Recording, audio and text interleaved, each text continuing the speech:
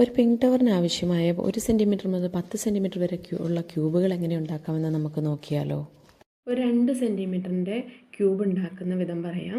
നമ്മൾ ആദ്യം 2 സെൻറ്റിമീറ്ററിൻ്റെ ഉണ്ടാക്കുന്നതിന് പേപ്പറിൻ്റെ ഒരല്പം വിട്ടിട്ട്, അല്പം എന്ന് പറഞ്ഞാൽ ഒരു 2 സെൻറ്റിമീറ്റർ എത്രയാണോ നമ്മൾ ഇങ്ങോട്ടേക്ക് എടുക്കാൻ ആഗ്രഹിക്കുന്നത് ആ ഒരു 2 സെൻറ്റിമീറ്റർ അളവ് തന്നെ ഈ സൈഡിലോട്ടും വിടുക. ആ 2 സെൻറ്റിമീറ്റർ വിട്ട് അത്രയും ഗ്യാപ്പിൽ നമ്മൾ ഇവിടുന്ന് കറക്റ്റ് ഒരു 2 സെൻറ്റിമീറ്ററും അതിൻ്റെ കൂടെ ഒരു 3/4 സെൻറ്റിമീറ്ററോ അല്ലെങ്കിൽ 1 സെൻറ്റിമീറ്ററോ 1 സെൻറ്റിമീറ്ററോ എക്സ്ട്രാ ഇട്ടിട്ട് നമ്മളിവിടുന്ന് ജോയിൻ ചെയ്യുക, ഒരു ലൈൻ വരയ്ക്കുക. ഓക്കെ, അപ്പം ഞാൻ 3 സെൻറ്റിമീറ്റർ എടുക്കുന്നുണ്ട്. ഇനി അതിൻ്റെ മുകളിലോട്ട് കറക്റ്റ് 1 സെൻറ്റിമീറ്റർ നമ്മൾ മാർക്ക് ചെയ്ത് അവിടുന്ന് 2 സെൻറ്റിമീറ്റർ ഇവിടെ ഒരു ഡോട്ട് കൊടുക്കുക. ഈ 3 സെൻറ്റിമീറ്റർ മാർക്ക് ചെയ്തെടുത്തുനിന്നും കൊടുക്കുക. എന്നിട്ട് ഈ ലൈൻസ് എല്ലാം നമ്മൾ ജോയിൻ ചെയ്യുക.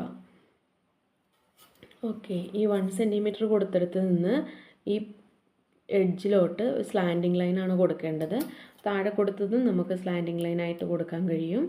അത് നമുക്ക് ഫോൾഡ് ചെയ്യാനുള്ള പാർട്ടുകളാണ്, അതുകൊണ്ടാണ് സ്ലാൻഡിങ് ലൈൻ കൊടുക്കുന്നത്. പിന്നീട് നമുക്ക് ഇങ്ങോട്ടേക്ക് 3 ബോക്സുകളാണ് വേണ്ടത് ഒരേ മെഷർമെൻറ്റിൽ. വേണമെങ്കിൽ ഇപ്പം തന്നെ ഇതിങ്ങനെ ജോയിൻ ചെയ്യാം. ഞാൻ ഒരുമിച്ചാണ് ജോയിൻ ചെയ്യാൻ പോണത്. അതുകൊണ്ട് ഇത് ഇങ്ങോട്ടേക്ക് 3 × 2 6 സെൻറ്റിമീറ്റർ വരുന്ന ബോക്സുകളായിട്ട് ക്രമീകരിക്കുകയാണ്.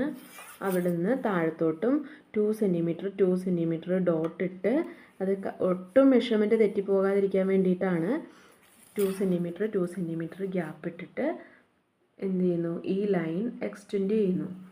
അതിനുശേഷം ഇതിനെ 2 സെൻറ്റിമീറ്ററിൻ്റെ ബോക്സുകളാക്കി തിരിക്കുകയാണ് ചെയ്യാൻ പോണത്.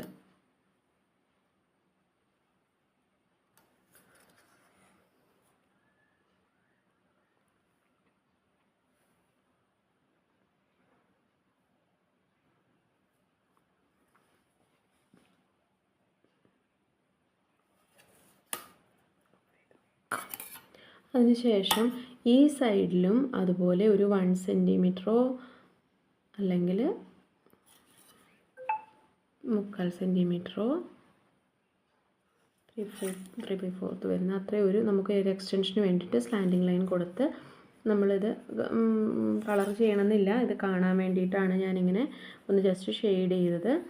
പിന്നീട് ഈ ബോക്സ് ഉണ്ടല്ലോ, ഈ ഫസ്റ്റ് ബോക്സ് കഴിഞ്ഞിട്ടുള്ള ബോക്സ്, സെക്കൻഡ് ബോക്സിൻ്റെ അവിടുന്ന് ഇതേപോലെ തന്നെ നമുക്കവിടെ 4 ബോക്സുകൾ വേണം. അപ്പോൾ അത് കാരണം 4 × 2 8 മെഷർമെൻ്റ് എടുത്തിട്ട് താഴേന്ന് മുതൽ ഇവിടെ നിന്ന് മുതൽ ആ 2 സെൻറ്റിമീറ്റർ വരുന്നിടത്ത് ജസ്റ്റ് ഒന്ന് നോട്ട് ചെയ്ത് കൊടുക്കുക, മാർക്ക് ചെയ്ത് കൊടുക്കുക. എന്നിട്ട് ആ ലൈൻ എക്സ്റ്റെൻഡ് ചെയ്ത് 4 ബോക്സിന് വേണ്ട മെഷർമെൻ്റ് ആക്കുക. സെയിം 2 സെൻറ്റിമീറ്റർ ഗ്യാപ്പ് തന്നെ കൊടുത്തിട്ട് ഒരു കറക്റ്റ് അളവിൽ 4 ബോക്സിൻ്റെ ഇപ്പുറത്തേക്കും ഇതേപോലെ തന്നെ 8 സെൻറ്റിമീറ്റർ എടുക്കുക. എന്നിട്ട് ആ ഡോട്ടുകളും ഇങ്ങനെ ജോയിൻ ചെയ്ത് കൊടുക്കുക. അതിനുശേഷം ഈ ബോക്സുകളെല്ലാം ജോയിൻ ചെയ്യുക. ഇത് 2 സെൻറ്റിമീറ്റർ ആണോ എന്ന് മെഷർമെൻറ്റ് കറക്റ്റ് നോക്കണം. അതിനുശേഷം അതെല്ലാം ജോയിൻ ചെയ്യുക. ഓക്കെ, ഇതൊക്കെ കറക്റ്റാണ്. ഇനി നമുക്ക് വേണ്ടത് ഈ ഫോൾഡ് ചെയ്യാനുള്ള ഭാഗങ്ങളാണ്. ഫോൾഡ് ചെയ്യാന്ന് പറഞ്ഞു കഴിഞ്ഞാൽ ഈ സൈഡിലും ഇതേപോലെ സ്ലാൻഡിങ് ലൈൻ ഇട്ടിട്ട് നമുക്കിവിടെ ഇങ്ങനെ ഫോൾഡ് ചെയ്ത് കൊടുക്കാൻ പറ്റും. അതേപോലെ ഈ ഇപ്പുറത്തെ സൈഡിലും ഫോൾഡ് ചെയ്ത് കൊടുക്കാൻ പറ്റും.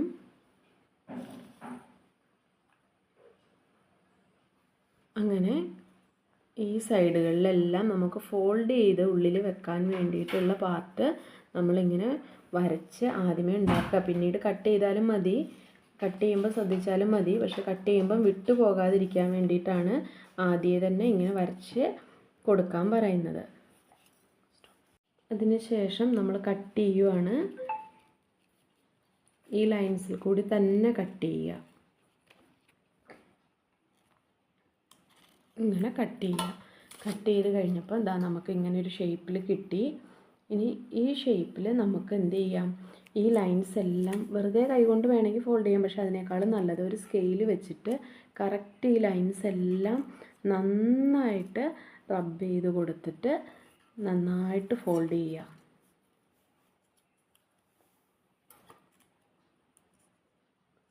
നന്നായിട്ട് ഫോൾഡ് ചെയ്തെടുക്കുക. എല്ലാ സൈഡും ഫോൾഡ് ചെയ്തപ്പോൾ അതാ ഇതുപോലെ ബോക്സ് കിട്ടി.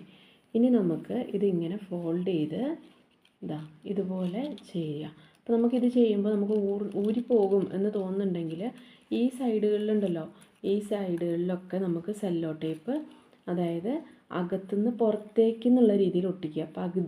പകുതി ഇങ്ങനെ തള്ളി നിൽക്കും. എന്നിട്ട് അത് നമുക്ക് ഇവിടെ ഈ സൈഡും കൂടി പ്രസ് ചെയ്യുമ്പോൾ അകത്തുനിന്ന് ഒന്ന് പ്രസ് ചെയ്ത് കഴിഞ്ഞാൽ, എന്നിട്ട് ഇവിടെ ജസ്റ്റ് വേണമെങ്കിൽ ഗ്ലൂവും കൂടി ഇട്ട് കൊടുത്താൽ കറക്റ്റായിട്ട് അതവിടെ നിന്നോളും, ഊരി പോകത്തേ ഇല്ല.